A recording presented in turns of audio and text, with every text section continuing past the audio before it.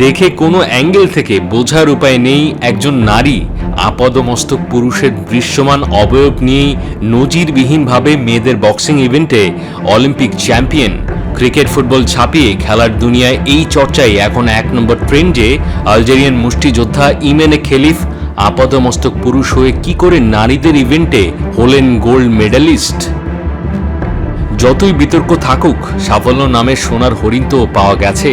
উৎসবের রঙে রঙিন উত্তর আফ্রিকার মুসলিম প্রধান দেশ আলজেরিয়া ৬৬ কেজি উইমেন বক্সিং এর ইভেন্টে সোনা জেতা খেলিফের পক্ষে সাফাই গাইছে খোদ প্যারিস অলিম্পিক কর্তৃপক্ষ। বিভিন্ন যুক্তি দেওয়া চলছেই। এ সাফল্য ঘোরতর নিয়মের ব্যত্যয় হতে পারে তার রেফারেন্স গেল বছরের ওয়ার্ল্ড চ্যাম্পিয়নশিপ। সেখানে ক্রোমোজোম পরীক্ষায় ব্যর্থ হয়েছিলেন ইমেনে খেলিফ। বক্সিং এর নিয়ন্ত্রক সংস্থা আনুষ্ঠানিক বিবৃতি দিয়ে বলছে, আমাদের হাতে যে মেডিকেল জেনেটিক রিপোর্ট সেটা বলছে খেলিফ নারী নয়, পুরুষ। যে বক্সার বৈজ্ঞানিকভাবে প্রমাণিত একজন পুরুষ, সে কি করে মেয়েদের ইভেন্টে চ্যাম্পিয়ন হতে পারে? অলিম্পিকের মতো এত বড় আসরে এই ধরনের অবিশ্বাস্য বিতর্কিত অর্জন কি করে হতে পারে প্রশ্ন উঠছে। তার বিপরীতে অলিম্পিক কর্তৃপক্ষের যে যুক্তি, সেটা তৃতীয় বিশ্বের টিপিক্যাল পলিটিশিয়ানদের যুক্তির মতো হাস্যকর বলছেন অনেকেই।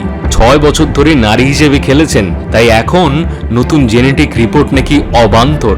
সারাংশ অনেকটা এরকম: ২০০ বছরের পুরনো অলিম্পিক, গ্রেটেস্ট শো অন আর্থে গ্রেটেস্ট কন্ট্রোভার্সির অন্যতম হয়ে থাকবে মেডিকেল রিপোর্টে পুরুষ হয়ে নারীদের ইভেন্টে সোনা জেতা ইমেনে খেলিফ।